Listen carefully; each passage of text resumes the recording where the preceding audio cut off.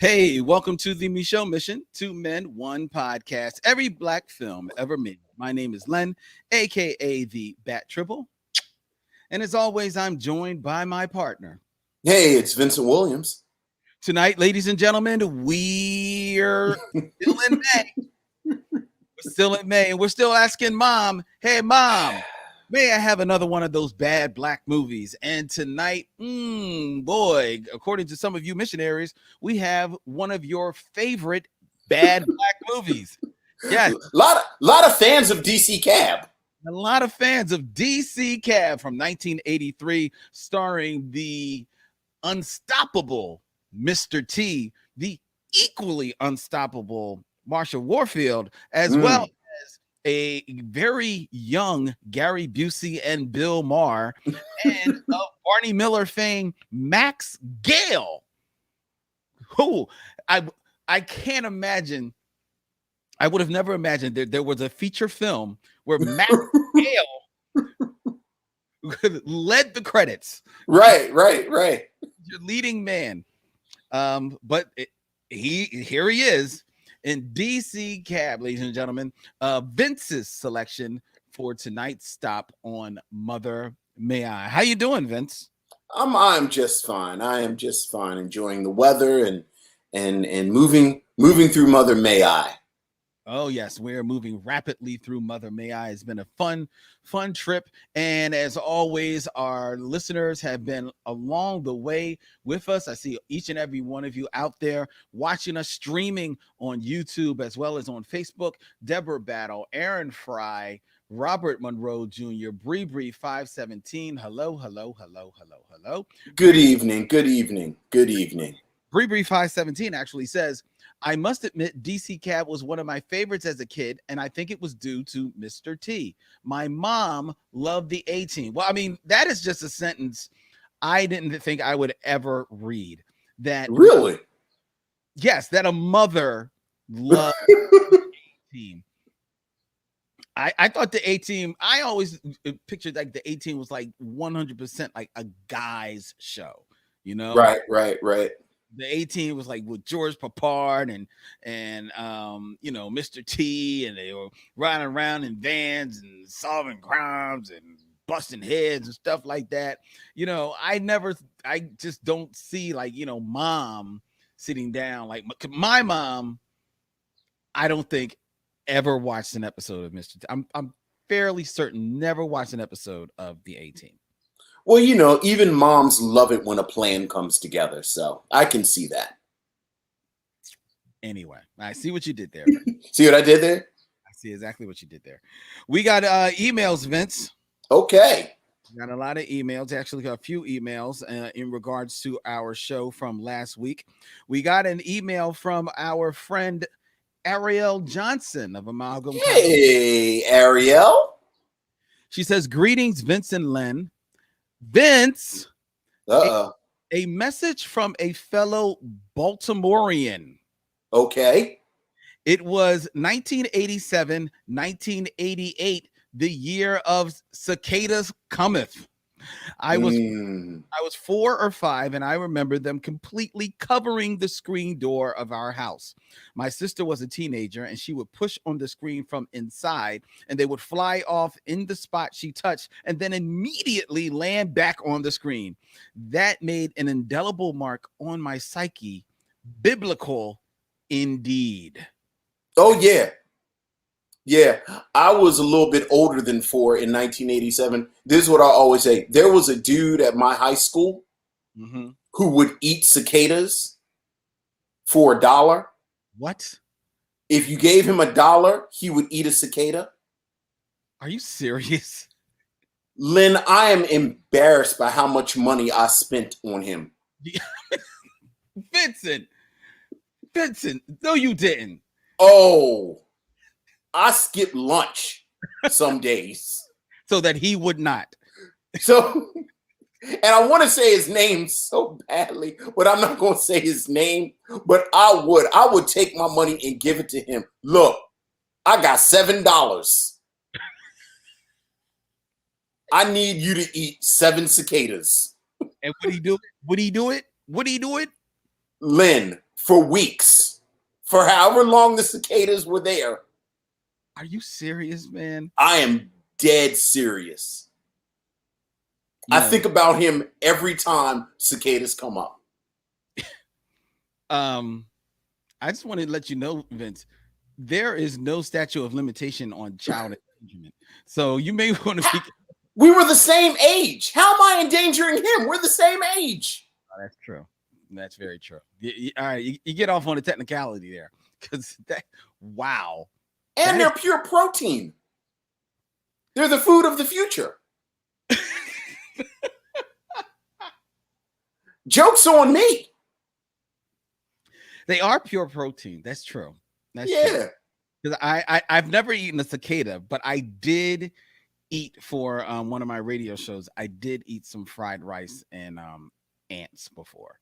And, right. And they have like what, like grasshopper flour or some type of yeah.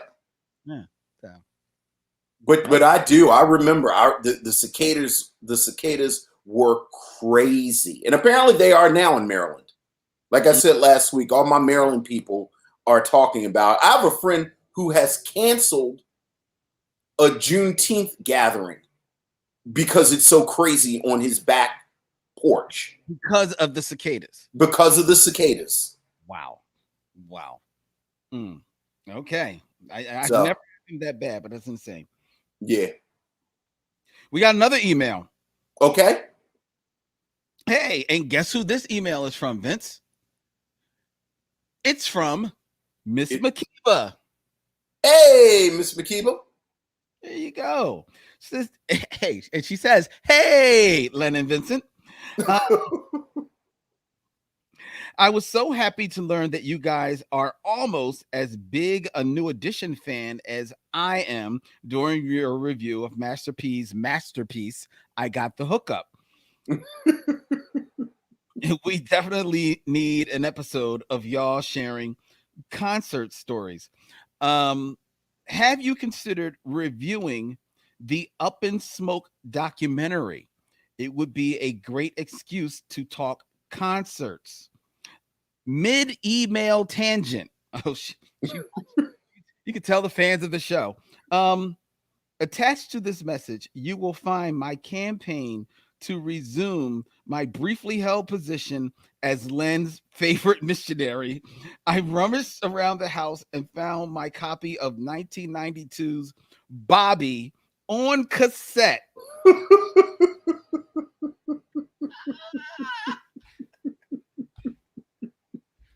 That's fantastic. Since I am fairly new to the mission, I have been playing past episodes of the podcast while working. Love the show. See you when it's time to meet again, Makiba. Oh, that is crazy. And she actually did. She's got a picture. She sent a picture of her holding up the Bobby Brown Bobby cassette. And this was when cassettes, got funky, so they were clear. Remember? Oh yeah. they were the clear cassette. Oh yeah. So it's pretty dope. It's pretty cool. Here, I don't know if you can see that, but there she is. Oh, I can see it. Very nice. Holding up her Bobby. I love it. That is dope. That is so dope. Thank you so much. And Miss Makiba, with all due respect to all the other missionaries out there, you have never relinquished your spot as my favorite missionary. So, oh, look at Lynn. Don't worry. You're supposed to say you love all the missionaries equally.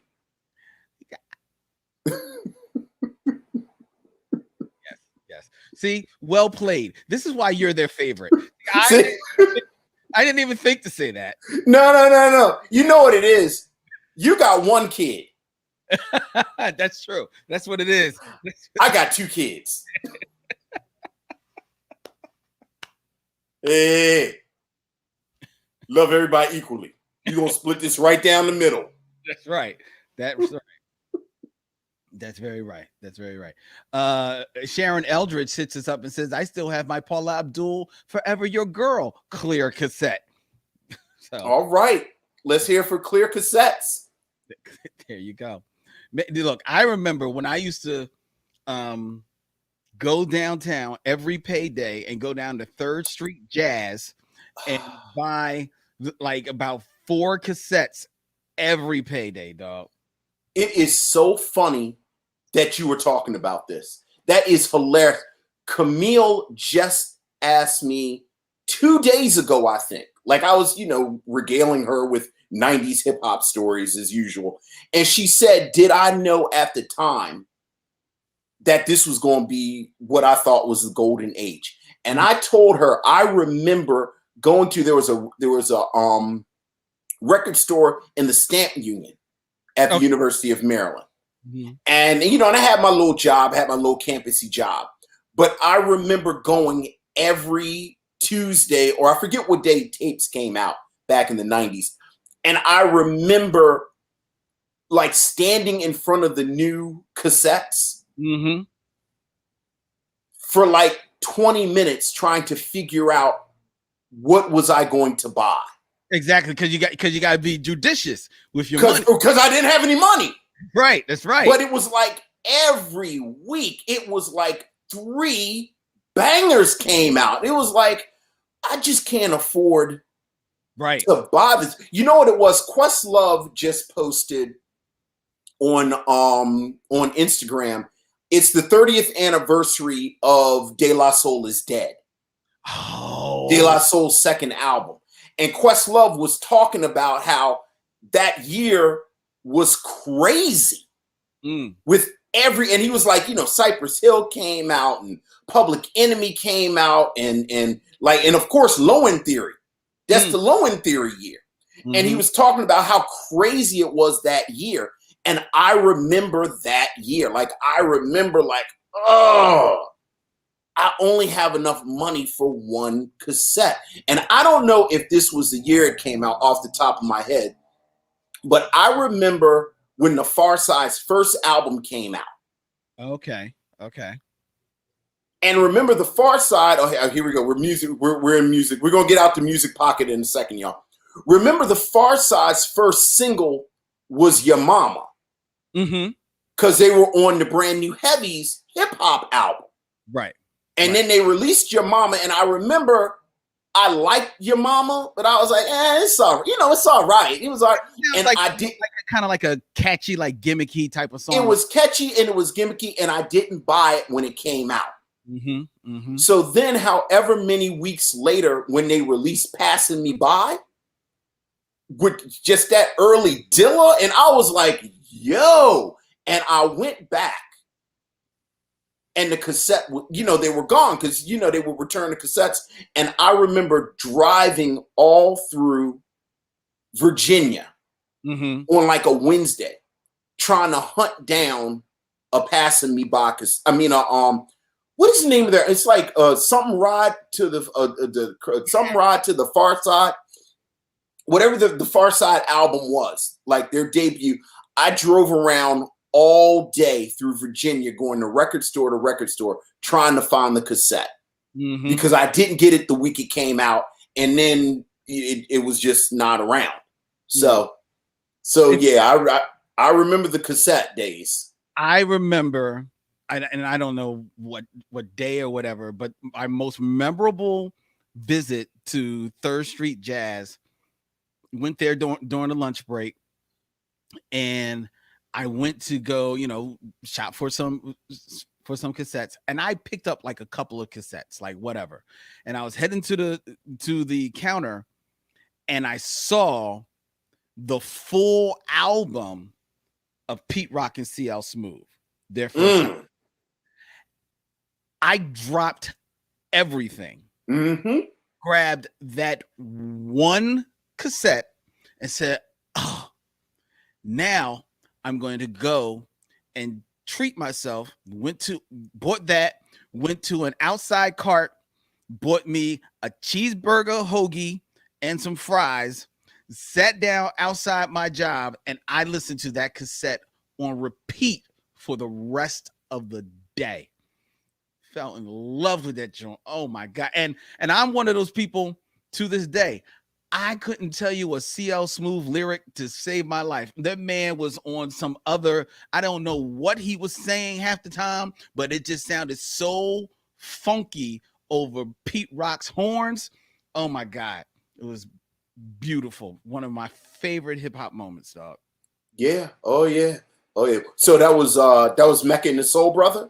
Yes. Yes. Mm-hmm. Mm. That's a good album. Look. We gonna stop because Mecca and the Soul Brother leads directly to my Donald Byrd stuff. Right. Right. Because Pete Rock introduced me to Donald Byrd. So we going all right. Read the next letter. We got one more letter. We got one more email. All right.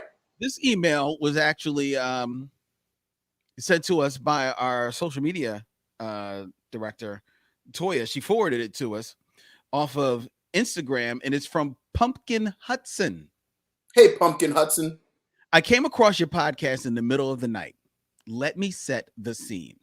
It's 2:24 a.m. and I'm driving down the highway listening to the Dells. All of a sudden, A Heart is a House for Love comes on, and I'm instantly thrown back into the early 90s. Now I'm looking for songs by the Five Heartbeats on Pandora, and your podcast pops up from 2017. Abso-fucking-lutely brilliant. Genius, might I add. When someone mentioned they were from Oakland, I knew I was home.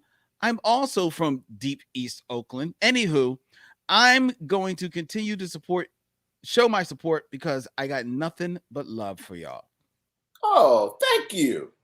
Thank you very much. Thank you. Excellent. Always nice when people stumble upon us. Yes. Yes, that is very dope. That is very, very dope. Well, welcome. All right. Okay. Let's see. Bree 517 says this is turning into a music, but I ain't mad. Well, thank you. Thank you. Indulging us for a moment there, Bree. We appreciate it. Yes, we absolutely do. Hey, Vince. Yes, sir. I'm sorry. I had to laugh because I heard, was that Adam in the background? I just heard that is indeed the boy. He always waits until I'm live, and now, right? So now it's war. You know, I'm laughing primarily because one, I just heard him. Mm-hmm. Two, I've never heard him before except last week when I was editing the show. I was like, yeah, what's this noise that's in the back? I said, it's Adam. Yeah, look, man. He's out of control. I've been right. And I don't know who he's battling right now. It could be my wife or my daughter. He's having a good time though. That's what counts. Yeah. God bless the child. That's what counts. So, Vince, before we get into our review of the movie for the week, I thought it might be cool for us to touch on a couple of things that we actually have been watching. Yeah. This past week, I understand that we both checked out new selections from Netflix. I watched the Jamie Foxx series, Dad, You're Embarrassing Me. And okay, all right. You watch the Mike Epps series, The Upshaws. Yes. I think 3 episodes in. Okay. I think I watched Dad, You're Embarrassing Me, and I think I did watch it in up to 3 episodes. So what do you want to know about Dad, You're Embarrassing Me, the new Jamie Foxx? Excuse me, let me get the title right. It's Dad, Stop Embarrassing Me, the new Jamie Foxx series that is on Netflix. What do you want to know, Vince? What do you want to know? I think the question that everyone would want to know immediately is, do you like it? No, I don't. I don't. Okay. Amusing at all. I find it very forced. I find it considering how the fans that we are here at the Mission of Jamie Foxx as an actor. I find it very forced. I don't find it original at all. I also am I didn't think I would ever come across a project where David Allen Greer was not funny in, but he decidedly not funny playing the old man role in this show. I don't find I find the story forced. I find the the jokes hackneyed. The production looks cheap. And it really I I was embarrassed for Jamie Foxx watching it, honestly. I really just do not enjoy it at all. So here's the question. What do you think went wrong? Honestly, what I think went wrong is two things. One, I think that Netflix, as well as almost any streaming service or any media corporation, right, are in this middle of trying to create media that appeals to the masses in general. I see, Adam. That is exactly how I sounded when I was watching. Stop embarrassing me. I am not taking that sound out of this show. I'm just letting you know that it will be on the episode. It's documentation. It's a follow-up to the people under the stairs. If you've enjoyed this episode, listen to the people under the stairs. Are you still watching? No, I think so. All these media companies are trying to appeal to the mass audience. So yes, do they have their more highbrow, high prestige type of fare? Certainly. But then they just got their silly comedies, especially someplace like Netflix, because Netflix, unlike a lot of these other streaming places, doesn't have like classic shows from the 80s and 90s to throw out there. So they've got to create their shows that are in that vein. And they're also trying to cater to, as much as they cater to an international audience on Netflix, they're also trying to cater to an African-American audience. So they're trying to give fare that they feel African-American audiences will gravitate to. And that's not a bad thing necessarily to do. I understand the calculation behind that. And, let's face it, there have been, over 50, 60 years of dumb TV shows, right? Right. Tons of people of not color, on them. So why can't we just have just as equally a dumber show? Certainly. God bless. What went wrong with that is that they threw the money to Jamie Foxx, who was a producer on the show. And I think that Jamie Foxx just gave him something, like gave him probably like this first draft idea and threw it out there, and I don't think there I don't think any more thought went into the production than that, especially considering that someone like Jamie Foxx, they're not just throwing the money at and saying like, okay, yeah, we're going to run it. But at Jamie Foxx, they probably gave him at least conservatively 2 seasons that already booked and paid for. So that money is already spent. And it's like, you just got to throw something out there. And this has all the earmarks of something that was just thrown out there. And it really is a bit of a miss. Oh, that's really too bad. Well, hopefully, you said you've watched 3 episodes? I probably, now that I think about it, because they're like a sitcom, so they're like a half an hour long. I think I watched maybe 3 or 4 episodes. So I gave it a shot. Right. Well, hopefully they fall into a rhythm. Hopefully they fall into the rhythm. That's too bad. It seems like Jamie Foxx and David Allen Greer. I don't know who else is in the cast, but just those two, it seems like you should be able to just set up a camera almost. I would think you would think so. Just to be fair, the rest of the cast is Kyla Drew, who plays Jamie Foxx's daughter in the show. Portia Coleman plays his sister. Heather Hemmings plays his assistant, and Jonathan Kite plays Johnny, who I think is like his best friend, but also you find out that he's dating his sister on the low. They kind of a little interracial thing happening there. So that is Dad Stop Embarrassing Me on Netflix, starring Jamie Foxx. Hey, go check it out for yourself if you want to, ladies and gentlemen. But that was my that's a ringing endorsement. Well, Miss Makiba says that David Allen Greer is hilarious on that Jamie Foxx show. There you go. Well, there you go. There you go. And George Komodo's I see the people in the chat they're bigging up the Black Lady sketch show. Yes. That is funny. Yeah, which is a nice segue because there's a cast member in common with the Upshaws. Okay. You take it away. Which I think I am at this point, 3 episodes in, I am more interested in the concept than the execution so far.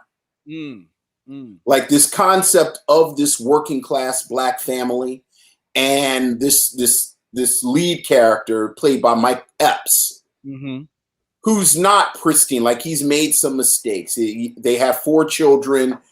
Kim Fields plays his wife. Yes, I've seen that. And it seems like they've been together since high school. She got pregnant when they were in high school. So they have an adult son. You know, Mike Epps is probably around 50. So they have like a 35-year-old son, and their relationship between father and son is rocky. Okay. All right. You know, and it's played comedically, but there's something really going on under there. Okay. Where you know, the son at one point says, "Where were you when I was growing up?" And Mike Epps says, "I was growing up too." Right. So that's a dynamic you don't often see. And then furthermore, they have 2 other daughters, including a middle daughter who's 13. And it's unclear from the first 3 episodes, but Mike Epps says they were separated, they being he and Kim Fields. Kim Fields says she just needs some space. Regardless of what happened, he got another woman pregnant at the same time. So now he has a 13-year-old son too. Okay. With Gabrielle Dennis. Okay. Who, you know, it's Gabrielle Dennis. And it's a dynamic you don't see that often. Wanda Sykes plays Kim Fields' sister. So she's in the mix too. Okay. All right. Yeah. And I think the Wanda producer on it as well. Right. Wanda Sykes, right. She's a creator and producer as well. And it's rocky. The first 3, you know, I'm like, it's Kim Fields and we're Gen X dudes. So we're contractually bound to love Kim Fields. So it's just nice to see Kim Fields. It's like, ooh, it's Kim Fields. Yep. Mike Epps, my opinion has not changed that I like Mike Epps better as a serious actor. Right. Like, I don't really, you know, he's not really Gabrielle Dennis is bringing her Gabrielle Dennis. Like she has more life than anyone else in the cast, frankly. And every time she comes on screen, like she's playing a roughly hewn woman. Okay. And she is playing it with full gusto. Got you. So I've watched 3 episodes, much like the Jamie Foxx show. It's a half hour. And the first 3 episodes have garnered enough good from me that I think I'm going to watch the rest of them. Okay. All right, cool. And I think I'm pulling for it. You know, I think I'm pulling for it. There are some people on the periphery, some actors you kind of see here and there that I can't think of. You know, the kids are innocuous. But it's an interesting concept, and I'm pulling for it. Well, that's dope. That's dope. It's I mean, I'm tell you right now, you make it sound a whole lot more interesting than Dad Stop Embarrassing Me, and you make it sound more interesting than the clips that I've seen of the show. So, well, again, the execution in the first 3 episodes aren't really there. mm-hmm. But there like there's enough of a little something. So you want to see if I kind of want to see like this whole dynamic of these kids the same age, and it was 13 years ago. right. So apparently they've resolved it, whatever they're going to resolve, but something like that doesn't really go away. That's true. That's true. Nor is that a story that is usually explored, especially in a comedic way, in a straight out comedic way. So right. So I'm with that. I'm with that. It sounds interesting. I'll have to check it out.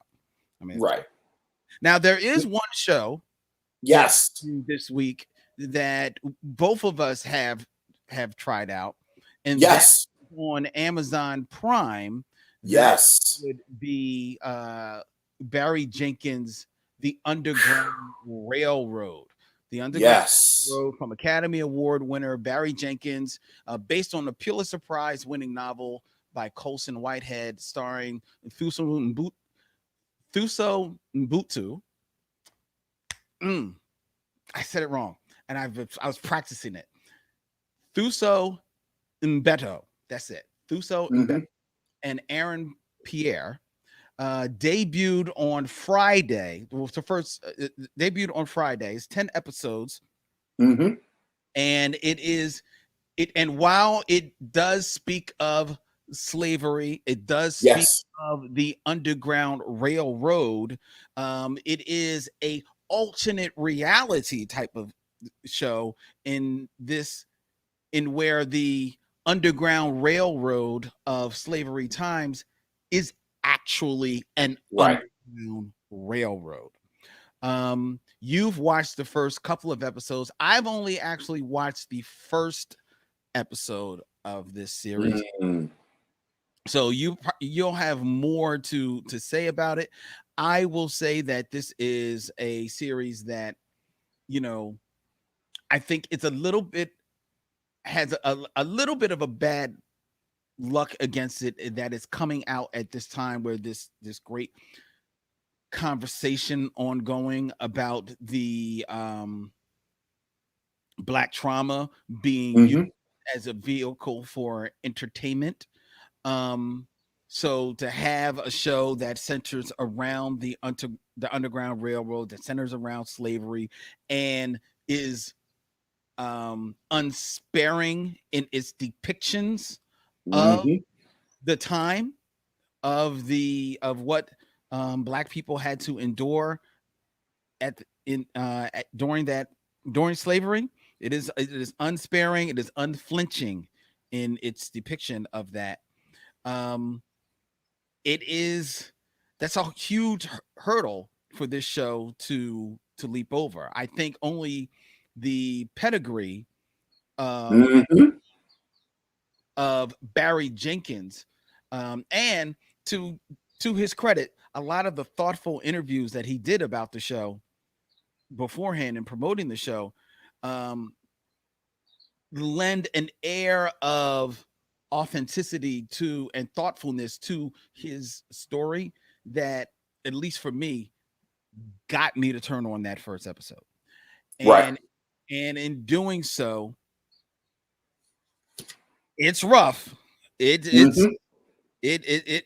does not pull punches, but I could see what he was doing with it. I could see what he was using those harsh scenes to set up for the quote unquote release at the end of that first episode.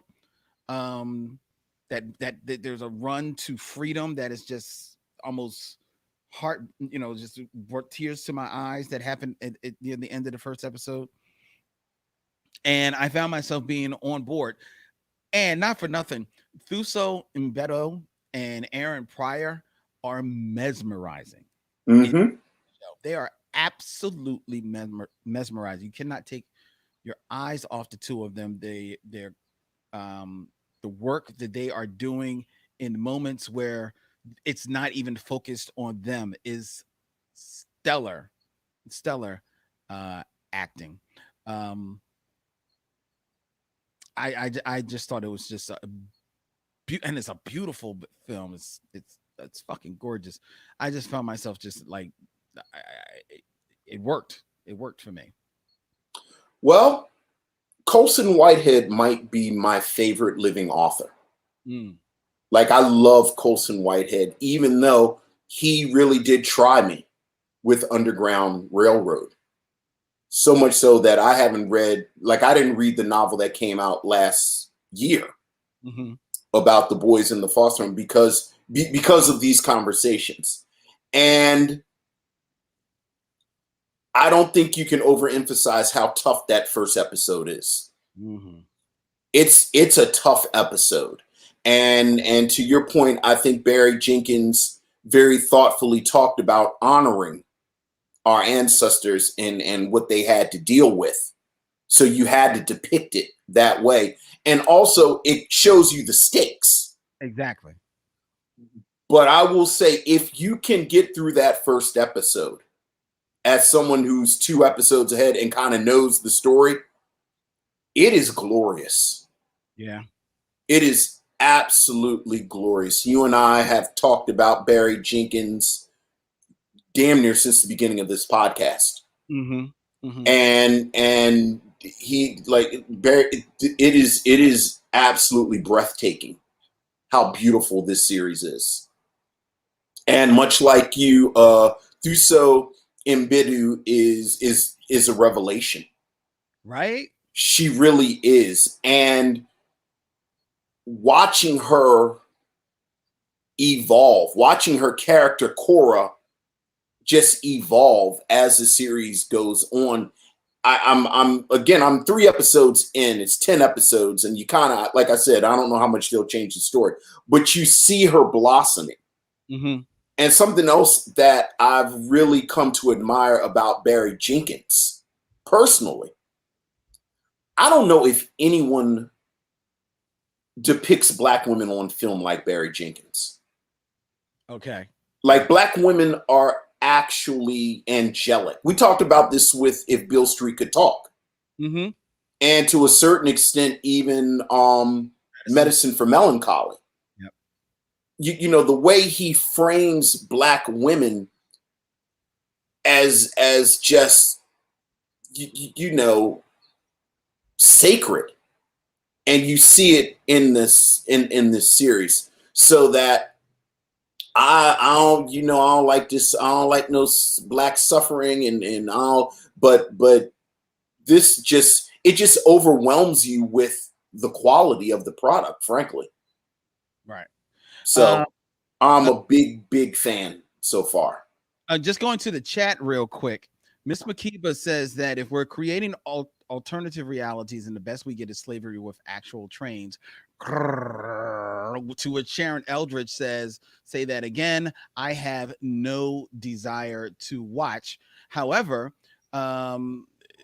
Bree 517 says, love the Barry Jenkins interview with Jamel Hill, so I think I will check it out. And Jeffrey Thomas says, I haven't seen the Underground Railroad book, is brutal.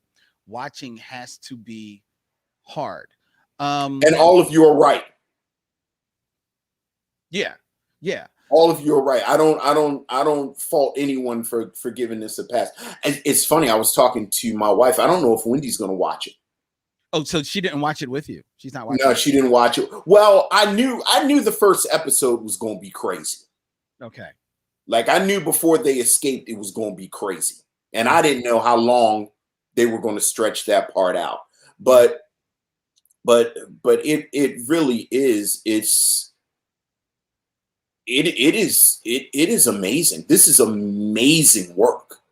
And to Miss McKeever's point about, you know, our alternative realities, I'll say this. In some ways, the idea, and mind you, I'm only going off of the first episode. Some ways, the ideas of them making the Underground Railroad a literal railroad to me is akin to the way that projects like the Watchmen sequel or Lovecraft Country took aspects of real events and then used them as a lens through which to explore those events, but also still tell a fictional tale. So while I think that if you go into this project looking at it from that viewpoint, I didn't actually have a problem with there being an underground railroad. Actually, to me, it spoke to me a little bit of the kid in me of when the first time I heard about the Underground Railroad and Of not course. capturing the nuance about what it actually was. I'm thinking that, oh my God, there's this Underground Railroad that's saving all the people, you know? So I I was like, yo, I am all aboard for something like that. So I and like you, Vince, I'm not knocking anybody who wants to give it a pass. I don't know. Having watched that first episode, I just knew that okay, I can't binge this, so maybe I'll have to. You can't binge it. Yeah, Yeah. So this that's might be true. I watch maybe once or twice a week or something like that. Mm-hmm. But it was still interesting enough that I was all in. Like I said, I think the shame of it is that you have something that a lot of people, because I'm certainly not going to say can't speak for everyone, but you have something that a lot of people deem as gratuitous, like them coming out in between Yeah, something like Watchmen, Lovecraft Country, and now the Underground Railroad. yeah. I think them has left a real bad taste in people's mouth. And for the record, I still haven't seen it, so I don't know. And you know, quite honestly, I remember this conversation around the novel. Oh, really? Where people sold the novel like it was basically Gulliver's Travels, and you thought it was going to be more fantastical.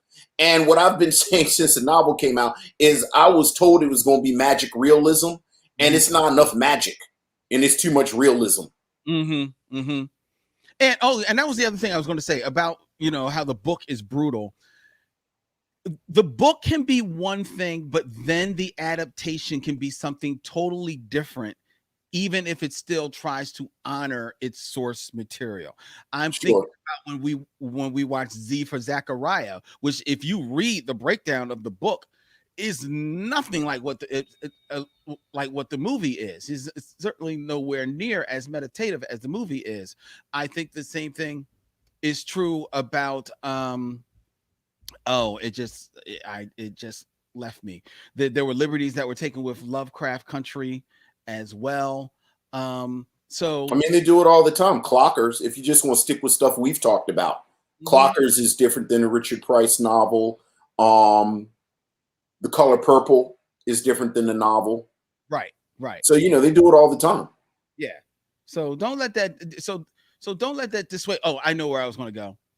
If anybody said, you know, just to step away from Black fiction for a minute, has anybody ever read the book The Godfather and then the movie? Yeah. Nothing alike. Nothing. Yeah. So don't let that, you know, scare you away from it. Yeah. What I'm hoping, so now my dream is I kind of want this to do well, and he just adapts all of Colson Whitehead's stuff. Well, maybe. There's a scene in an elevator in the second episode that Colson Whitehead's first album. Let's see, I'm still on the music. His first book is about elevator operators, which somehow is amazing. And when they showed the elevator scene, I said, "Oh, they should do The Intuitionist." But anyway, I love it. I understand people skipping it, but it's beautiful. It's like little Barry Jenkins movies. I'm with it. I'm with it. So, all right, ladies and gentlemen, it is. So now we gotta go. Now we gotta go from Pulitzer Prize winning books and Oscar award winning director. Now I gotta go to DC Cab with the Barbarian Brothers. With the Barbarian Brothers. Exactly. You get it all here on the Michelle Mission. You get it all. Remember on Dukes of Hazzard in the very beginning where Merle Haggard would talk about the people. That was Merle Haggard who played the narrator on Dukes of Hazzard, right? There's a pop quiz you probably weren't ready for. Yes, it was Merle Haggard. Yes, it was Merle Haggard, and he would talk about today. The Dukes are really into some trouble. Daisy has a date. There's a hootenanny. And a performance from Loretta Lynn. What more could you want? And the way Merle Haggard sold it, I remember watching Dukes of Hazzard. Wow, they really are giving me a lot. Thank you, Dukes of Hazzard. We're like the Dukes of Hazzard. So we're good old boys. Is that what we are? We need Merle Haggard to sell it. Oh, the Michelle Mission boys. They're going to talk about hip hop and the Upshaws and Rickety Rocket. And Rickety Rocket, if you look at their text messages, Pulitzer Prize winning novels, and Adam Baldwin and Gary Busey in the other movie they were in together besides Predator 2. What more could you want? Stay tuned. Tonight on the Michelle Mission. Yeah. Oh boy.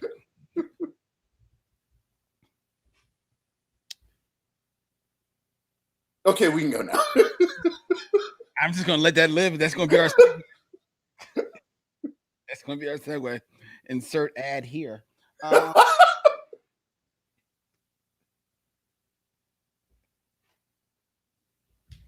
God. Where am I going? Oh, Jeffrey Thomas. It was Waylon Jennings. It was not Merle Haggard. It was Waylon Jennings. Waylon Jennings.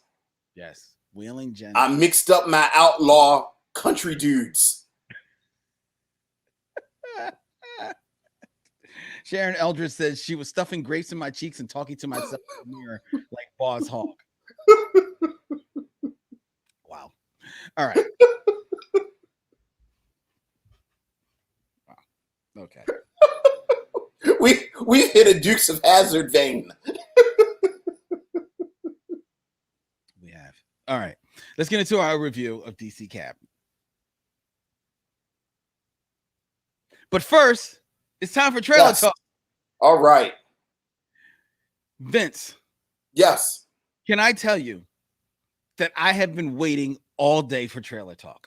Because as you listeners don't realize, but I and Vince regale ourselves all week long with nothing but trivial geekiness. Every day of the week, at least one time a week, once a day, all week long, Vince and I will send to each other just something just stupidly geeky. And like deep geeky. Real deep cut geeky. Like right. Like the stuff that we can't bring up on the show. Except now. Because I let Vince know that recently I received in the mail the Encyclopedia of Animated Cartoons. Yes. Yes, because I'm that nerd. Yes. And reading this literal, and Vince, this is no joke. This is not a picture book. This is an encyclopedia. That is fantastic. This is an encyclopedia of animated cartoons. And having begun my sojourn through this book, I have come up with questions for you, Vince. Okay. See whether or not, how deep is your cartoon geekiness Okay. on the level with me? All right. Okay. And I call this segment Animated Questions for Vince. Okay. So, Vince, Here we go. I can't believe I'm doing this, but I'm so happy right now. Vince, which Warner Brothers cartoon character Okay. was featured in more Warner Brothers cartoons? Now, I'm not including like individual like shows, but Okay. just cartoons, like the Right. The shorts. Okay. Exactly. Which Warner Brother character was featured in more? The Tasmanian Devil, Okay. or Speedy Gonzales? I'm going to go with the Tasmanian Devil because I feel like he had more crossovers. Like there was Tasmanian Devil with Bugs Bunny. I feel like the Tasmanian Devil was at least one thing with Daffy. Mm-hmm. Mm-hmm. And I don't remember Speedy Gonzales outside of the shockingly racist cartoons that he was in on his own. Okay. All right. The Tasmanian Devil was featured in 5 Warner Brothers cartoon shorts. Wow, really? Speedy Gonzales was featured in 40. Wow, were they all Speedy Gonzales cartoons? Like Speedy Gonzales shorts? Well, you got to remember, Speedy Gonzales was featured in shorts, a couple of shorts, like more or less by himself, but more often than not, he actually had to crossover because he was featured in a lot of Daffy Duck cartoons. He was featured with Sylvester, because remember, he's a mouse. So Sylvester sometimes was chasing him. I saw which he was featured with a couple of other people as well. But Speedy Gonzales was featured in 48 times as many as the Tasmanian Devil. Well, I have certainly learned something just now. And the Tasmanian Devil was only in 5 cartoons. It seemed like he was everywhere. I know, but he wasn't. He was not. And yes, George Cremona. I was about to say racist because what was his cousin's name? Was it Slowpoke Rodriguez? Slowpoke Rodriguez. That's right. Who even as a kid, I was really uncomfortable. I was like, I don't like this. Didn't seem right. Question number 2, Vince. Okay. Now we're dipping into the world of animated specials. Okay. All right. It was from the cartoon shorts. Now we're into animated specials. And I didn't go too deep a dive for you. So I went to one of the godfather of animated specials, Charlie Brown. Yes. And specifically, Charlie Brown Thanksgiving. Okay? Yes. So Vince, can you tell me, in the famous Charlie Brown Thanksgiving, where Charlie Brown, with the help of Snoopy, has to serve Thanksgiving dinner for his friends, yes, was on the menu? What did Charlie Brown and Snoopy? Jelly beans, popcorn, and toast. Very good. Very good. Oh yeah. Oh yeah. Oh, very good. The full menu was jelly beans, popcorn, buttered toast, potato chips, and ice cream served on what, Vince? I don't remember the ice cream.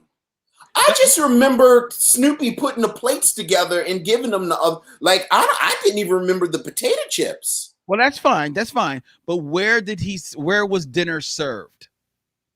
Oh, they had a like a table outside that they had set up. I don't know if it was a picnic table or no, it was a card table.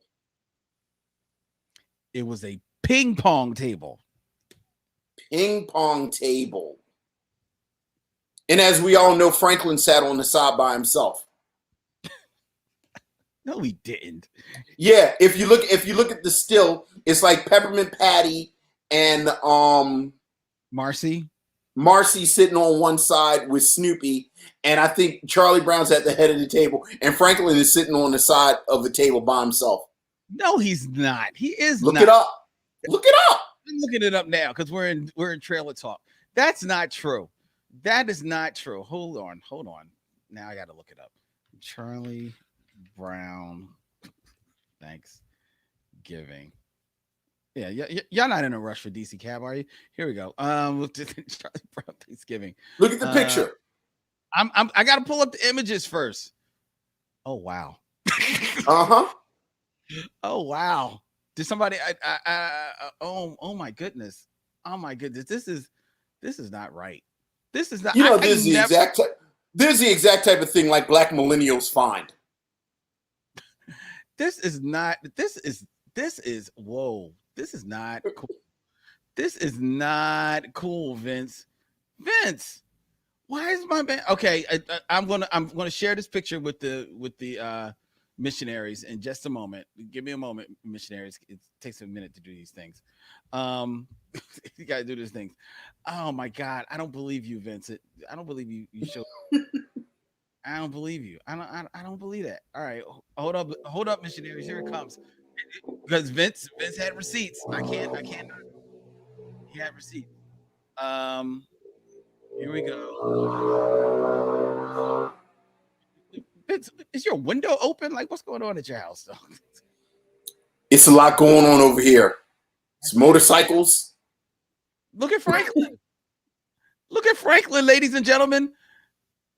Franklin is sitting. He is sitting all by himself. Wow. That's Okay, I don't remember Linus being there. Linus was that. Where's Linus? Linus is always there. I don't remember Sally being there. Of course, they all were there. No. It was Charlie Brown. He was hosting dinner for the kid because Peppermint Patty invited her friends. Peppermint Patty is there. She's at you can't. No. But I thought it was just Peppermint Patty and her squad. No. Because remember, they were the kids from across town that he met. Remember, he met Peppermint Patty at summer camp. Well, maybe, yeah, but and then when he met Franklin at the beach, and then come to find out Franklin lived in the same neighborhood as Peppermint Patty and why do I keep forgetting old girl's name? Marcy. Yeah, Peppermint Patty, Marcy, and Franklin lived in the same neighborhood. You know way more of the backstory than I do. I didn't know that much of the backstory about Peppermint Patty and Marcy and all. You remember and then I guess we should do the movie at some point. Do you remember maybe 10 years ago when Fantagraphics start reprinting all the Peanut stuff? Yeah. I'd start the slipcase joint. I was getting them. Oh, okay. You actually love Peanuts. I love Peanuts too. As a kid, I love Peanuts. Yeah, and I used to buy the little digest books of them, and right. Read. And I still have somewhere around here. I got like the art of Peanuts. Like I don't like Peanuts like to have a collection of the comic strip. Like I only have a collection of. I collected very few comic strips. I collected Bloom County. I collected Calvin and Hobbes, which I have. Of course. The entire Calvin. Yes, of course. And that may have been it. Actually, that may have been it. I do Peanuts, Calvin and Hobbes, and The Far Side. Those are my big collections. Yeah. I thought about. You know what I thought about getting? I thought about getting Pogo, but then I was like, no. I'm like, I can't. It's forced. No. You know what? I know I'm supposed to love Pogo. Right? You're supposed to love it, but it's like Crazy Cat. Like I know I'm supposed to love Crazy Cat, and George Harriman quietly was black. It just doesn't like it just doesn't click with me. Yeah. Miss McKeever said, I wonder is that's why. See how they do the brother? That's what he gets. He should have went to his grandmother's house and got some macaroni and cheese. Instead of coming here and getting potato chips, popcorn, and ice cream. Right. Well, not for nothing. I'm an advocate for barbecue for Thanksgiving. Anyway, I got two more questions for you, Vince. All right, and then we should probably do the movie because we've been here an hour. Man, I don't care. Do you remember? Now I'm in the world of Saturday morning cartoons. Okay. And this one, I know you're not going to get this one. Okay. Do you remember the Saturday morning cartoon, The Get Along Gang? Were they the little people? No. The Get Along Gang were kind of like Care Bearish type of. Yeah, I mean, I vaguely remember. I was actually a little old for them. Yeah, me too. Me too. Yeah. I don't know if I watched them. So my question was going to be, could you name the Get Along Gang? But oh no, not at all. Yeah. But you do remember the show Wayne Head? Yes. Yeah. Damon Wayans show. Yes. Mm-hmm. Do you know the voice cast for Wayne Head? No, not at all. Get this. Now, it was created by Damon Wayans, but surprisingly, to my surprise, he didn't do the voice of Wayne, who was named Damie. Okay. Damie was voiced by Orlando Brown. Okay. His brother, Kevin, was voiced by Gary Coleman. Which is kind of on topic for tonight. And his mother and father were voiced by Kim Wayans and John Witherspoon. Wow, that's a pretty interesting voice cast. Right? That's very Yeah. cast for Wayne Head, a series that only lasted one season. I wasn't a fan. I know you liked it, but it never really clicked with me. I don't know if I necessarily liked it. I like the idea of it. You know, he was this, a young boy, as a black character, which you don't see often, with a disability. But other than that, he was just living his life, So I like the idea of it. I don't know if I was older, so it wasn't like in my wheelhouse. Right. You know what I mean? All right. Robert Monroe Jr., speaking about Pogo, says that Pogo is a comic strip about politics. When I was a kid, my father would read me the Sunday funny pages and crack up reading Pogo.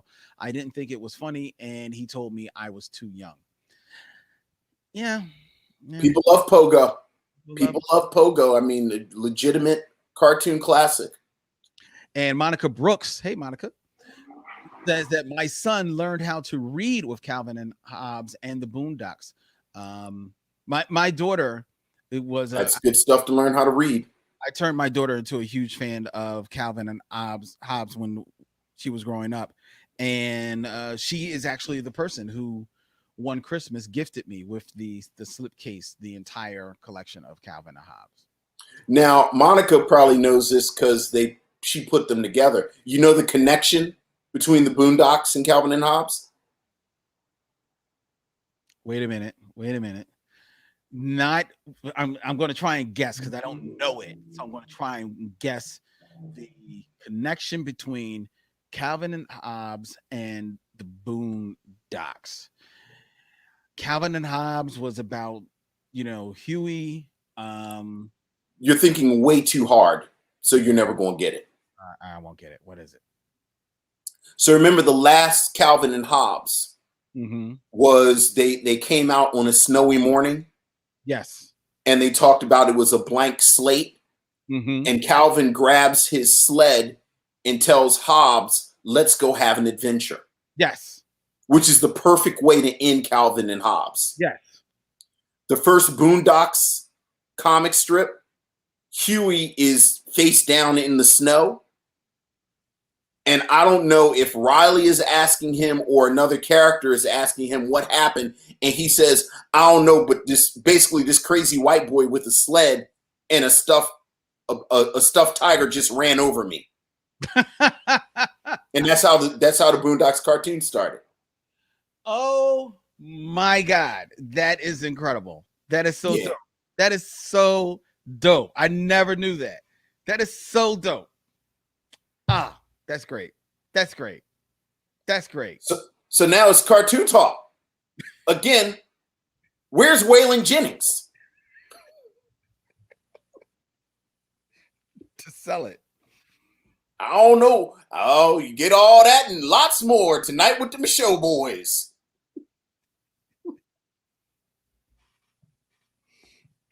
Anyway, but alas, the time has come for us to get the time has come.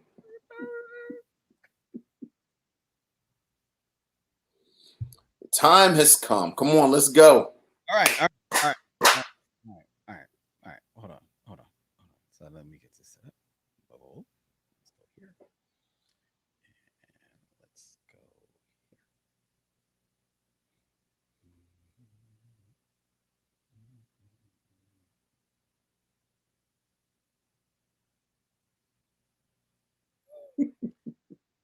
DC Cab, a 1983 American comedy directed and written by Joel Schumacher, starring Max Gale, Adam Baldwin, Mr. T,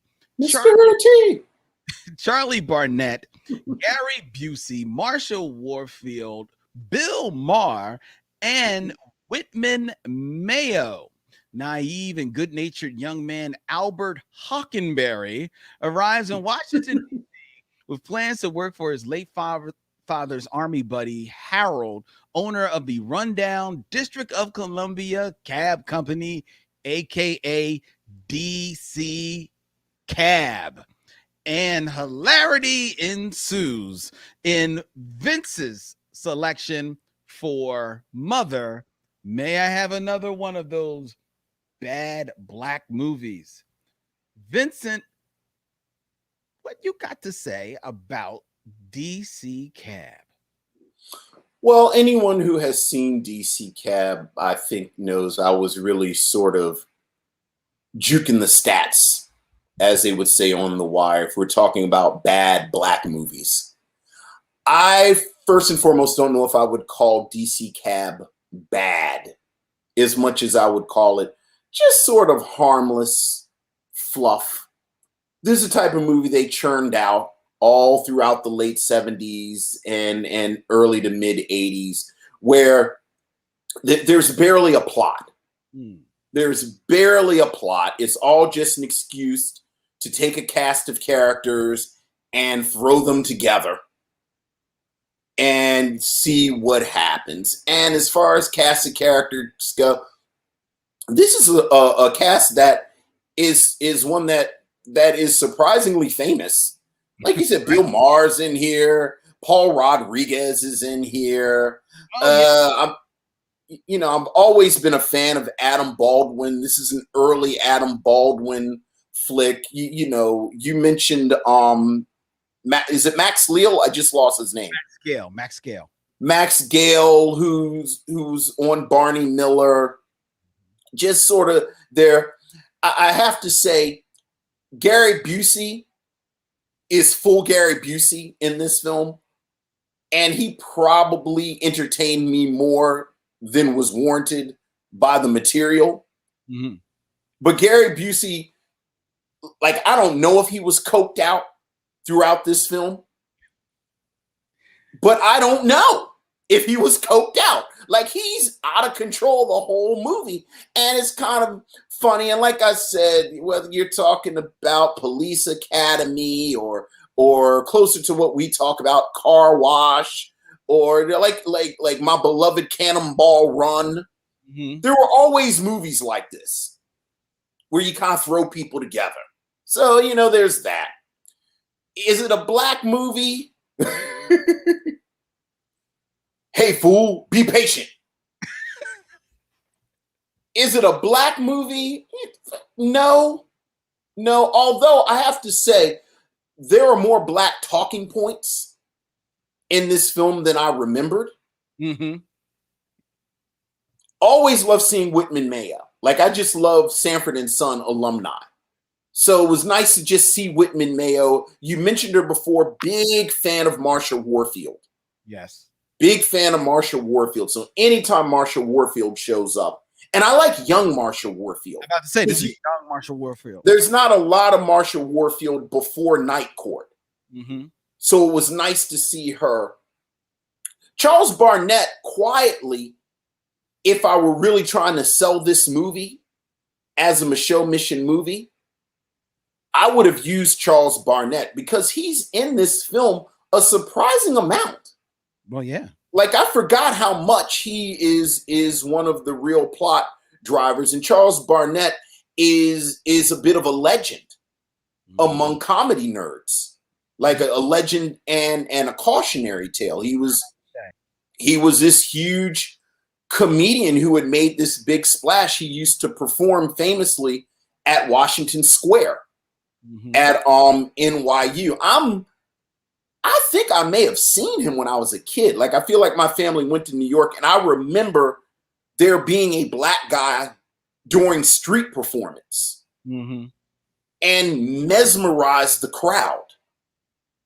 And he famously just flamed out like he had demons. He had famously was battled drug addiction. Yeah. His whole life, died untimely from AIDS because of he contracted through drugs. And Charles Barnett. Go ahead. I didn't know where you were going to go. The Charles Barnett story that probably is most famous is he was going to be on Saturday Night Live. Like, he was the dude, and he again had made this huge splash. Came, auditioned for Saturday Night Live.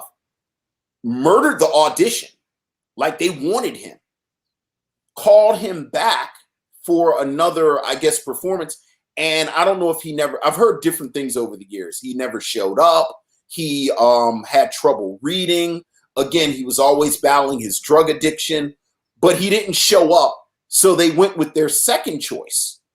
Who was? Which was some kid named Eddie Murphy. And the rest was history. So Charles Barnett is in here, and you see it in here. Like Charles Barnett has this, like, I'm talking about Gary Busey, but there's a real mania with Charles Barnett that I think peeks through in this film. Always think about like the first season or so of Mork and Mindy. Yeah. Where I used to like to watch Pam Dauber. Because Robin Williams famously was also struggling with drug addiction, and he was a madman. Yeah. And you could see on Pam Dauber's face a lot of times she didn't know what was about to happen on this show. And you can see on Adam Baldwin's face in a couple of scenes in this film where he's like a deer in headlights. Yep. Like, I don't know what this dude is about to do. And that was Charles Barnett. But the reason we are here, of course, is Mr. T. Mr. T, who, while he was not the star of this movie, as we mentioned, if you look at any of the publicity, the trailers, the commercials, the posters, this was sold as a Mr. T film because Mr. T had become this huge phenomenon. Obviously, he was Clubber Lang in Rocky III. He went on to star in the A-Team. We've been sort of joking about it this whole show. He had a cartoon for 3 seasons. He had a cereal. I have a Mr. T action figure over in my case right now. I'm looking at it. Like, Mr. T was a thing. He was. But what's kind of fascinating is that Mr. T was only in 2 movies. He was in Rocky III as Clubber Lang. And then he was in this. And I think this film really shows the limitations of Mr. T. And you understand why he couldn't do more. Because this character is just absurd. Like, Mr. T was just always absurd. And there was nothing you could really do with Mr. T. But like, what are you going to do with Mr. T? Like, Mr. T is a surgeon, you know. Hey, fool, I got to get my hands ready. It's the operating theater open. Mr. T is an electrician.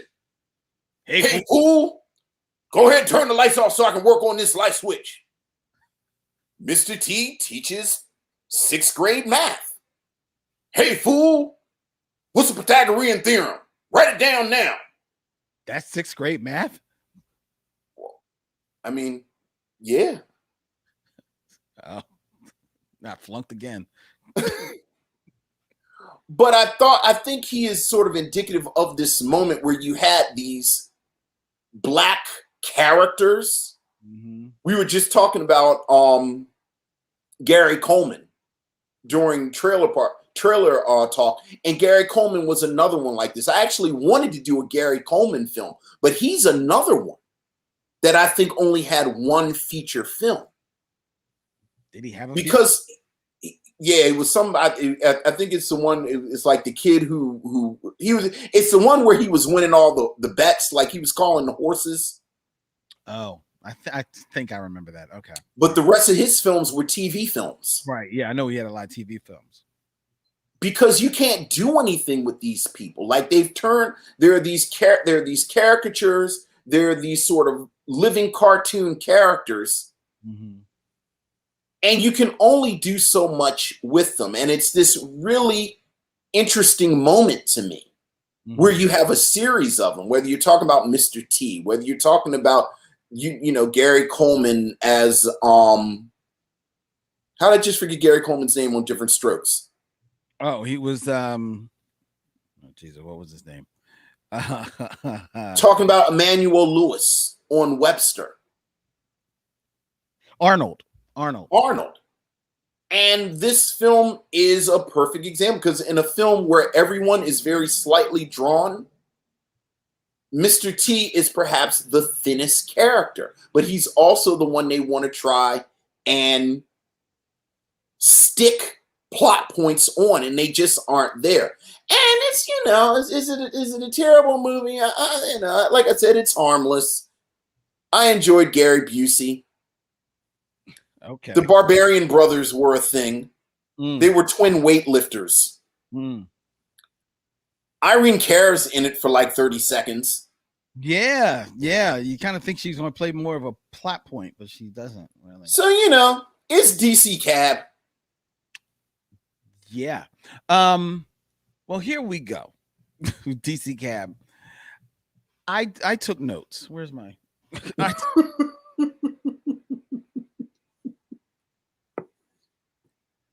your DC Cab notes? I took DC Cab notes. It is so much not plotted that the film actually stops after an hour and they start a half hour of a brand new story and it becomes a political thriller. I know. They realize like, yo, the film's still rolling. Like, wait a minute, we've reached the end. Like we've set up a whole bunch of stuff and we've reached the end of it. Oh, now we've got to do something. It's so stupid. So anyway, 1983, ladies and gentlemen, you have to remember that not only were we awash in Mr. T, but we were still very much awash in the world of Star Wars. Star Wars was as big of a thing as it is now. Star Wars was a huge thing. So much so that films, no matter what the film was about, tried to find a way to evoke that same feeling that Star Wars gave each and every one of us in their films. And that also pertains to DC Cab, which, much like Star Wars, opens with this incredible shot of this huge ship just enveloping the entire screen as it chases this small little ship. DC Cab begins under the carriage of the DC Cab as it makes its its way through the streets of Washington, D.C. I'm like, is that, are we really getting an homage to Star Wars in D.C.? Dare they try to say, yes, this too is a story from not so far in a distant, far, far away galaxy. Okay. So, all right, yeah, show me what you're working with. Shake it fast. Shake it fast. Cut to a scene where Adam Baldwin and your Charles Barnett, who maybe is going off camera, sharing a line or two with Gary Busey. We don't know. We can only suspect, because famously, both of these gentlemen at the time, if their stories are to be believed, were battling demons of drug abuse. So it is perhaps not too far stretched to think that they were doing this. Nonetheless, there is a scene where Adam Baldwin and Charles Barnett are playing, I don't know, basically Dare with a train on a train track with their DC cab, which, wait for it, gets stuck on the tracks as the train is barreling down towards them. And Charles Barnett evokes the spirit of 1920s, 1930s No.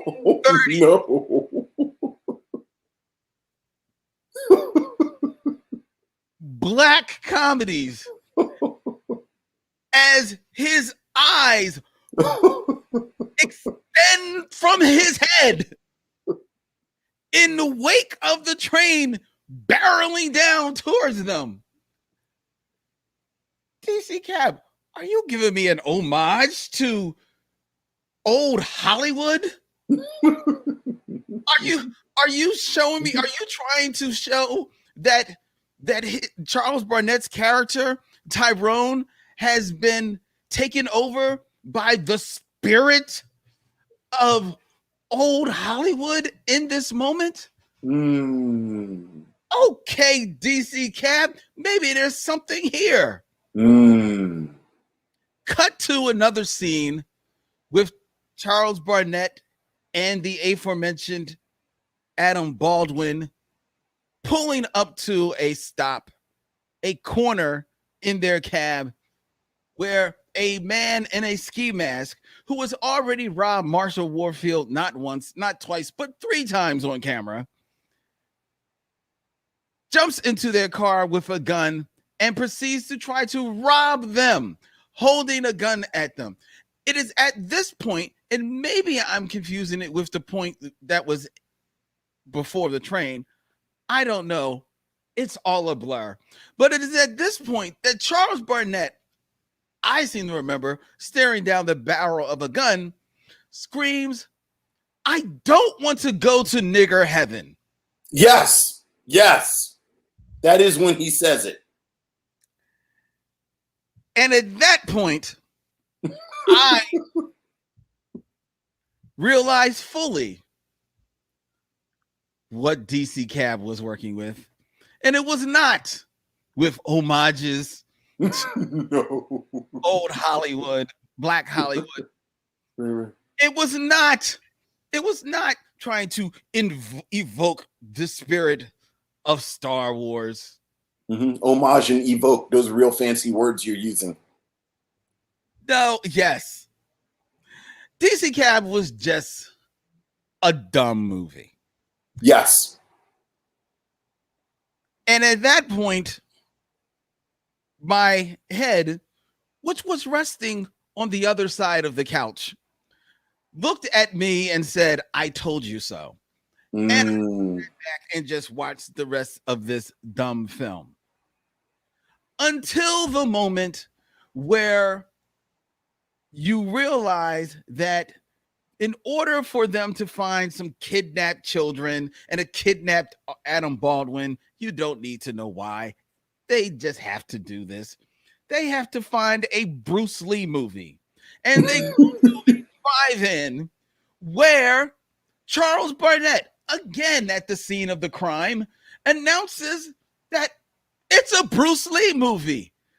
Cut to a huge movie screen because it's a drive-in theater where there apparently is a 3D movie on because the people that are seen in the cars have 3D glasses on, and it appears to be a Bruce Lee movie. But if you squint a little bit, you will realize it is not, in fact, a Bruce Lee movie. It is a Bruce Lee movie.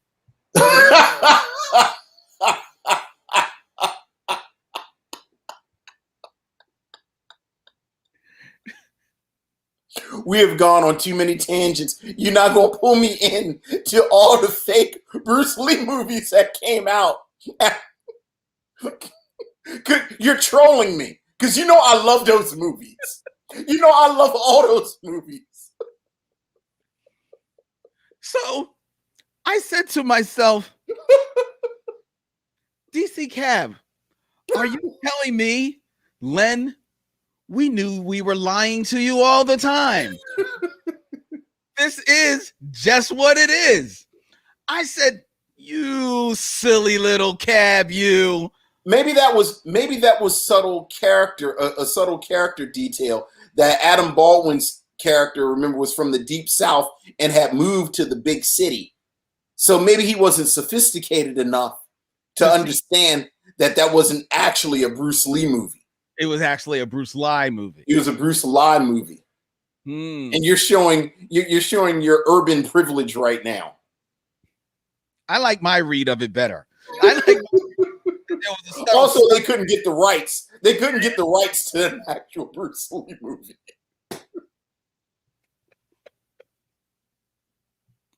So they got some shock schlock 3D kung fu Bruce Lee thing. Return of the Real Dragon.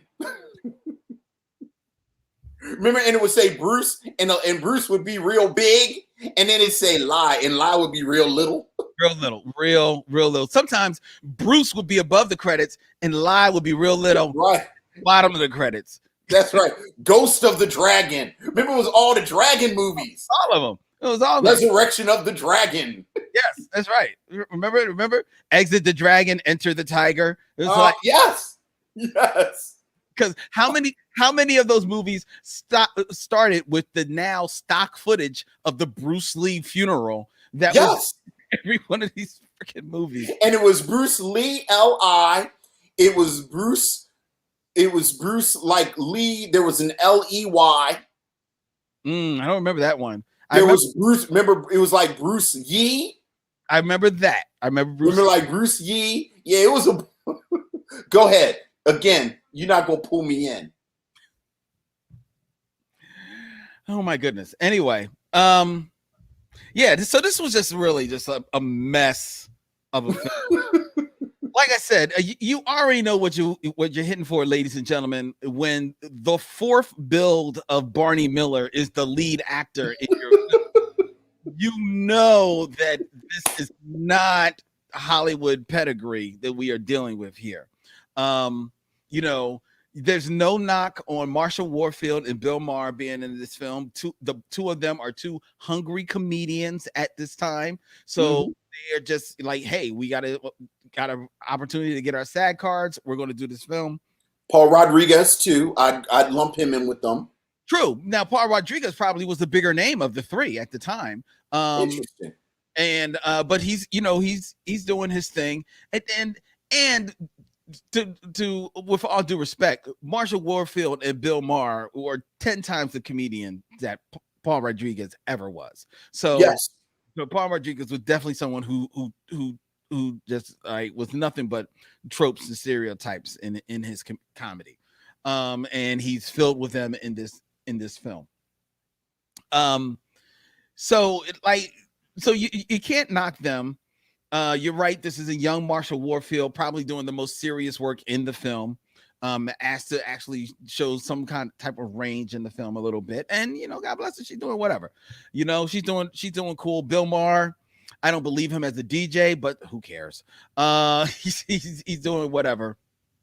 But like you said, and Irene Cara, who was a little bit of a name at this time, and actually has songs in the on the soundtrack, but she's Irene Cara. Like, unfortunately, she never got any truly bigger than she probably got as big as she probably was going to get. To me. Are you trolling me? Are you trolling me? You know the Irene Cara thing, right? Here we go. No. She was like George Michael. She got into a fight with her record company. Oh, and they basically they kneecapped her career. So it's like George Michael, Special Ed, and Irene Cara. They got into beef with their record companies, and then their record companies basically destroyed their careers. Well, I know you don't like to do this, Vince, but you have to put Genuine in there as well, because his record company jerked him over as well. And is that what happened with him?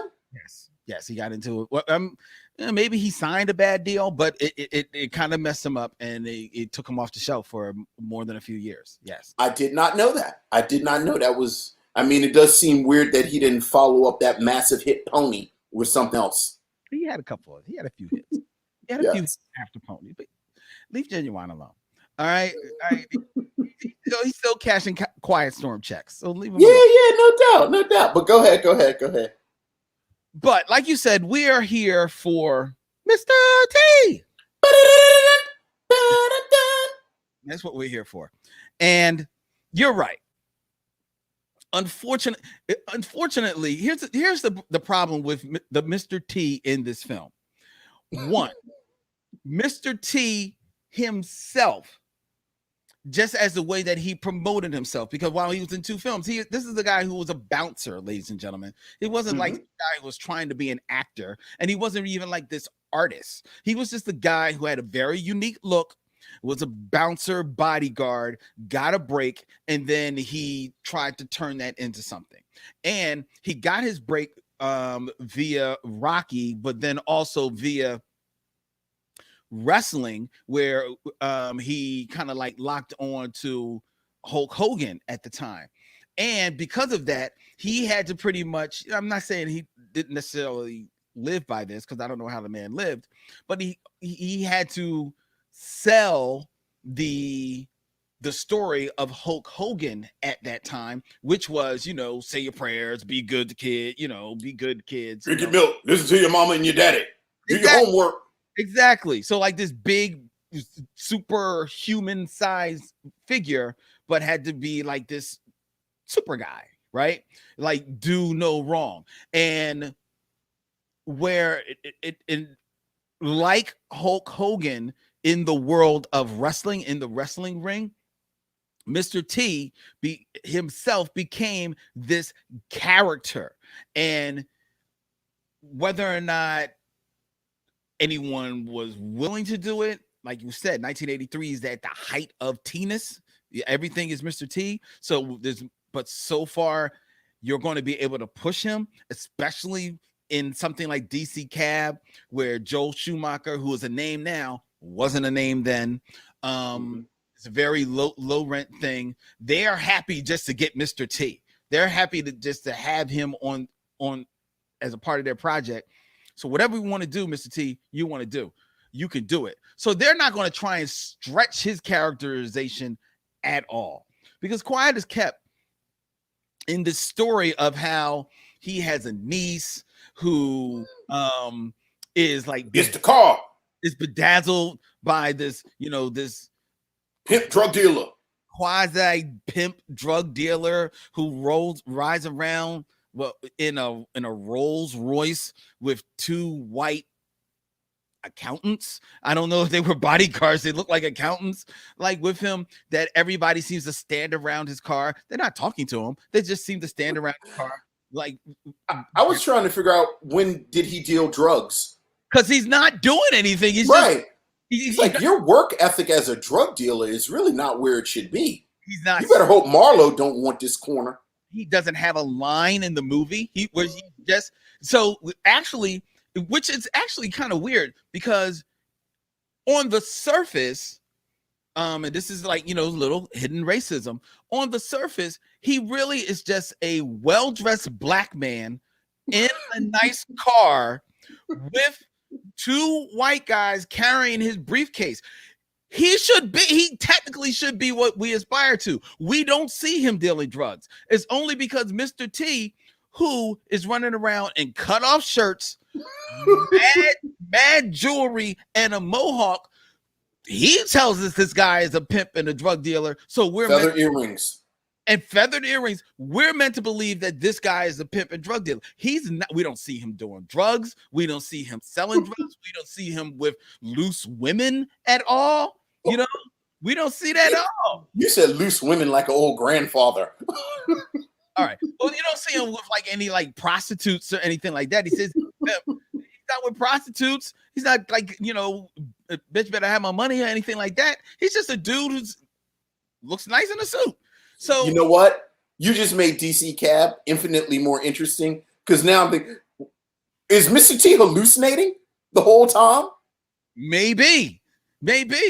So Mr. T doesn't aspire for a suit. He doesn't aspire to be well-to-do. He just aspires to, here's his car. Ooh, Jolene, you got to sit. Why is his niece named Jolene? Jolene, I don't never want to see you in that car again. I don't know. I don't know why. I guess her mother's from Alabama. I don't know why. Hey, easy. My mother's from Alabama. Okay. And your name is Vincent. So there. So I don't know. So that's the problem. So you can't do anything with Mr. T, that character. There's things to mine there. They're actually, honestly, if you paid attention to what you were setting up, there's places you could go with the Mr. T character just in that world that they built up, but they don't care. One, because they're just happy that they got Mr. T. And two, the whole movie is about Adam Baldwin, who's the person up top, him and Max Gale. The whole story is about them and about their relationship, what little they do with it. And about Adam Baldwin eventually, as you know what's going to happen, even though they don't say it until the last hour of the movie, he is going to be the one that turns everything around. When he reaches into his boot and pulls out this magic $6,000 that has just been sitting there in his boot the whole movie that has never been mentioned, right? But there's some real subtle stuff in here. Did you pick up when Harold, the Max Gale character, whose wife leaves him when they luck up into this Stradivarius that pockets them a whole ton of money, she breaks up with him. Did you hear how Harold, Max Gale's character, just on the sly later on says, well, quietly, I always had something going on with the black receptionist here anyway, so it actually is all kind of good. So, I did hear him say that, and then they never followed up on it. Never follow up on it. You never. I always just knew that black receptionist was just too good looking to be just the black. She's a very appealing woman, and no shade on not knowing the actress's name. She doesn't do anything in the movie. Yeah. But so there's subtle things here in DC Cab. In DC Cab, right. Some subtle things here. But and the other problem with the Mr. T character, real quick, is because I have a funny feeling that they signed the contract for Mr. T after they signed the contract for the Barbarian Brothers. Because now Mr. T can't even be like the really super strong person in this film, because that's what the whole idea of the Barbarian Brothers are. So now Mr. T can't even have that lane for himself. So Mr. T just has to be just Mr. T. Although I would have watched more of Mr. T and the Barbarian Brothers breaking into the wrong houses. True. Oh, I thought you were going to say you would have watched more of the Barbarian Brothers doing striptease dances on top of cabs in the streets of Washington, D.C. That was a strange moment. That was a very strange moment. That was a strange moment. It was a rhythmless nation. Surprisingly, Mr. T wasn't there for that scene. No, he was, but he didn't dance. Mr. T don't strip. Mr. T don't dance. No, he does not. No, he does not. So yeah, this was just so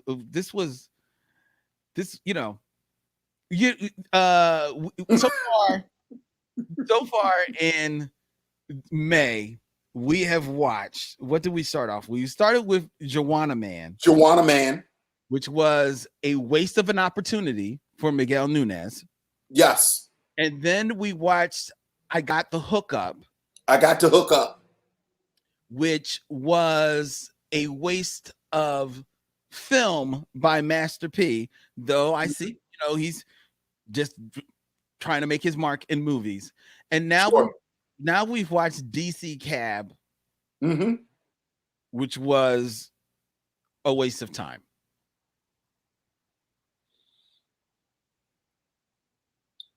Yeah. See, maybe one. I can't go that far because, as you've just said, it's nothing other than what it is. Yeah.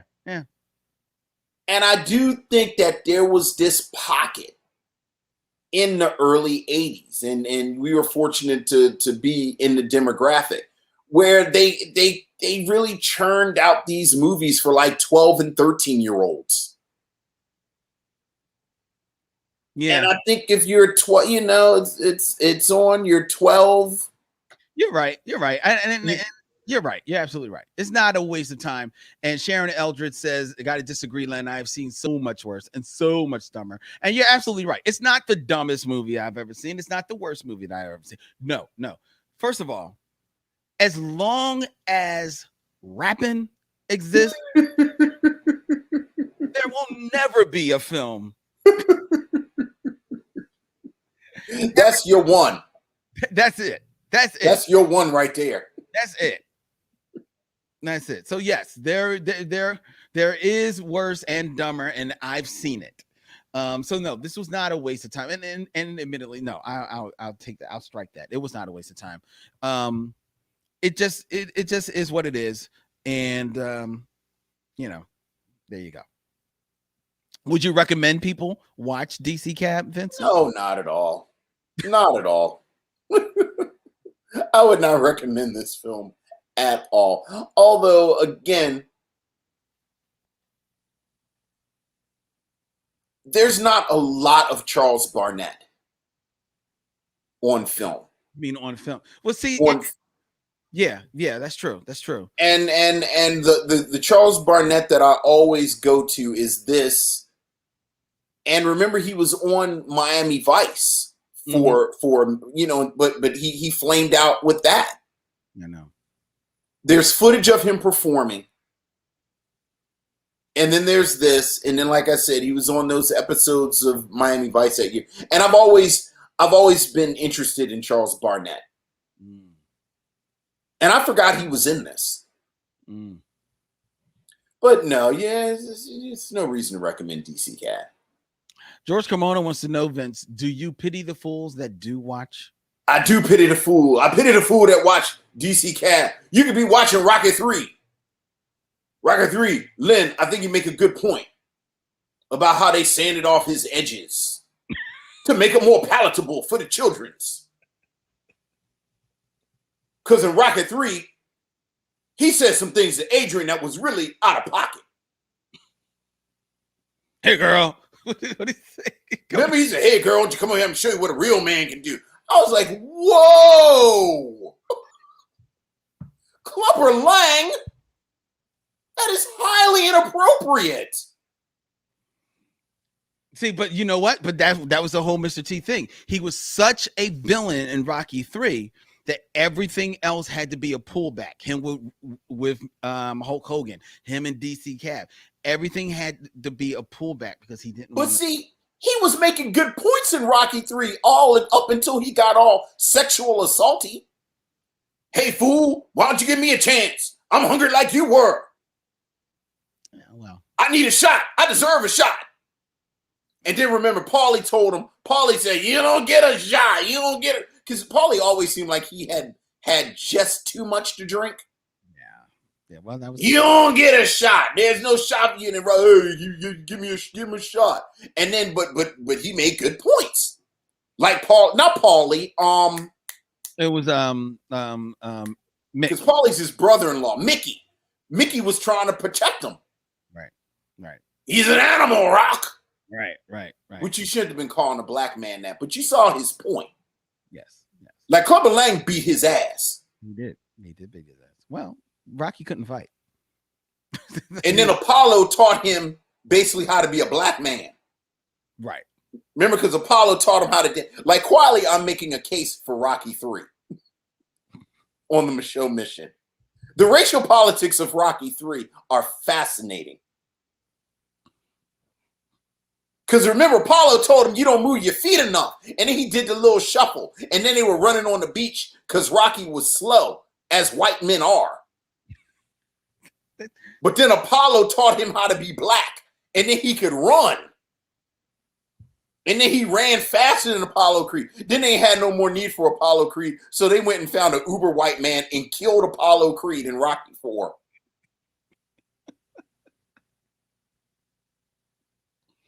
Well, someone had to die pretty much in after like Rocky 3, someone died in like every episode. He like brought over some OJ's albums and taught Rocky how to make macaroni and cheese, and then they ain't need him no more.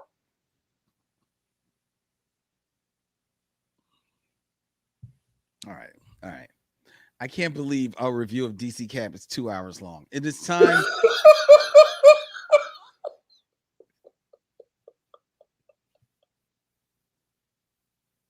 This makes absolutely no sense. Absolutely. This is when Jeff at Podglomerate, this is when he's looking at, guys, it was DC Cab and your show is 1 hour and 47 minutes.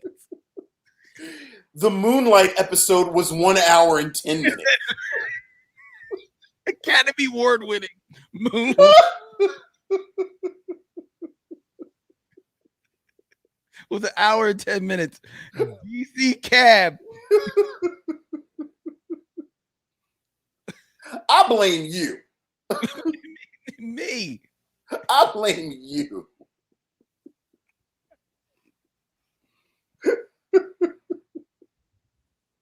Would you recommend DC Cab? Hell no. No. Mm-mm. Yeah. I hear you. You're Charles Burnett. No. If you want to have a good feeling about him, don't watch this movie. No. Because I don't think he's funny in the film. So no. Look, again, I think the key is to watch Adam Baldwin. No, Adam Baldwin, and this is all due respect. This is young Adam Baldwin. He don't know what he's doing either. No. I mean, watch Adam Baldwin in the scenes with Charles Barnett. No. That's not going to get you through. No. All right. Don't watch. Then watch the other film with Adam Baldwin and Gary Busey, Predator 2. No. If you want to watch Adam Baldwin, just watch him on. I think he was on Firefly, and I think he was in Serenity. Watch that. Don't watch this. Don't. And Full Metal Jacket. Yeah, and Full Metal Jacket. There you go. Which was so funny when he had the Vietnam helmet on. Right. I was like, oh, look at him. All doing right. Vietnam stuff. There you go. All right. No, so. All right, ladies and gentlemen. Well, we might as well just tell you. Next week here on the Michelle Mission on May 25th, Vince and I will be reviewing our final film for Thank God. Thank God. Mother, May I Have Another, and that will be Medea Goes to Jail. But for any of you who have not seen that film, you have an opportunity to watch that film this Friday. This Friday, ladies and gentlemen, you can sit down with Vince and I for Medea Goes to Jail Watch Party, brought to you by Scener.com, Friday, May 21st at 7 p.m.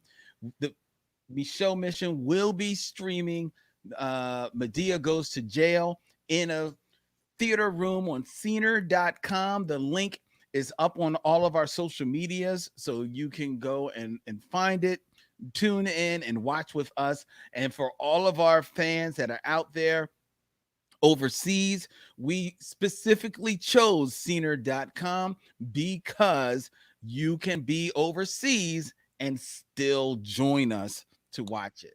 So nice. We were thinking of you when we reached out to how to present this film for you. So sit down and watch Medea Goes to Jail with Vince and I don't know about Vince, but I'm going to be here with my pretzel bites. I'm actually going to have a couple of my friends here. They're going to be watching it with me as well. Vince, do you have any special refreshments or anything special for yourself? Oh, I'm going to be drinking. Oh, well, I'm definitely going to be drinking. I'm going to be drinking. I'm definitely going to be drinking. Vince, did I tell you about my new favorite drink? You did not? Because you always clown on me. You clown me for my alcoholic choices. Dude, you drink like a 20-year-old white sorority girl. Anyway, I drink. I had some honey jack whiskey. See, here we go. What's wrong with that? I thought you would like that whiskey. Here we go. I thought you would like that. There was some Coke. Oh Lord! So the honey didn't make it sweet enough. It wasn't my drink. My boy was drinking it, and I said, "Oh, that looks like an interesting drink. Bring me that. Bring me one too." And I drank it, and it was good. I liked it. It was good. That's not a good drink either, Vince. I thought you would like it. Does it come with an umbrella, or do you have to add your own? No, it does not come with an umbrella. It's not an umbrella. It comes in like a little small glass with some ice. That's all. It's good. I thought you would like that drink. I am glad you enjoy it. It's whiskey. I'm drinking whiskey. Yes, it is. With some honey and some Coke. What am I supposed to drink? Look, man, you drink what makes you happy. I like Crown Royal Apple. Is that not good either? I shouldn't drink that either. Oh Lord, have mercy on my soul. I had some. I told you what we drank. I had some Uncle. Uncle Nearest. I had Uncle Nearest. I love Uncle Nearest. That was good. You didn't put like some marshmallows in it?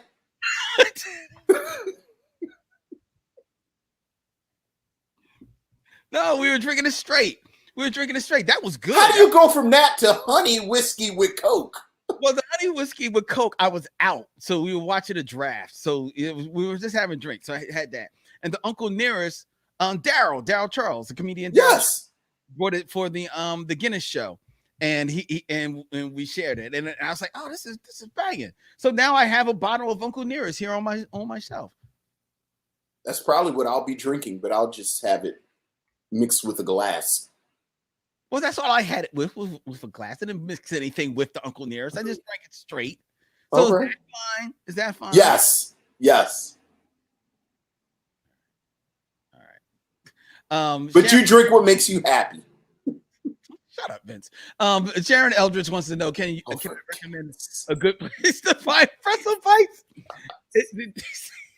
I don't know about DC. I can't say about DC. I don't know. Here in Philadelphia, we have this fantastic establishment of franchises called the Philadelphia Soft Pretzel Factory. And they actually, along with making soft pretzels, make like buckets of pretzel bites. So that's what I'm going to be getting for my viewing pleasure when we watch Medea Goes to Jail. I know there's not one in DC, at least the last time I checked. So I can't recommend any place in the DC area that has good pretzel bites, but I'll look and find, and if I can find one, I will put it in the Facebook group just for all of you, so that because they all want to be enjoying pretzel bites. Apparently. Yes. So you can have that with your what are you having, a fuzzy navel? Fuzzy navel or like a chocolate almond crunch daiquiri? Is that what you're having? I already forgot what it is that you're. Get cloudy for my drinking. Anyway, Fruity Tooty, fresh and fruity liquor.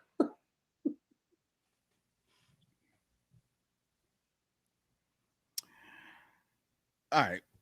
Now, an hour 55 minutes. Jesus Christ. Makes no sense. This makes no sense. It makes absolutely no sense. The Godfather wasn't this long. Let's get out of here. Yeah, find us where you find us, ladies and gentlemen. He's Vince. I'm Len.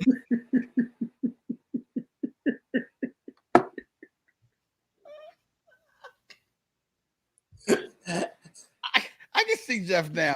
Len, at the end of the show, I didn't hear any Oh, so that was real professional. Oh, shit, sorry.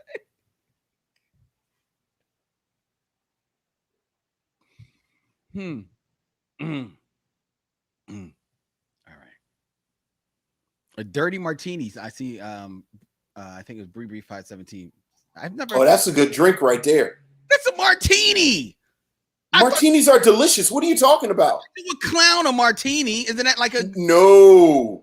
I clown things that aren't martinis, and then people call them teeny. A martini is kind of like girly, isn't it? No. What's a dirty martini? Dirty martini is a martini with a little olive juice in it. Oh no, I'm never going to try that. I don't like olives. Olives. Okay. You should probably leave a martini alone then. I don't mess with martinis. Okay. There you go. All right. I'm done. Wrap it up, Mr. Producer Man. Right. So the chats are going up. Anyway. I got to do this. All right. So the Michelle mission is check it out. Find us, ladies and gentlemen. Go to all the social medias, like and follow us on Instagram, Facebook, and Twitter. Subscribe on YouTube to the Michelle Mission. Email us all your thoughts and cares at michellemission@gmail.com. Go to michellemission.com, our website, 2 Men 1 Podcast, every black film ever made, and hit swag and check out all the cool designs we have coming your way by way of our good friends at T Public. The Michelle Mission is a proud member of The Podglomerate, curated podcast for your earbuds. Go to thepodglomerate.com. All right. And he's Vince. I'm Len. And in parting, we say, we'll see you when it's time to meet again. we'll see you Friday. Yes.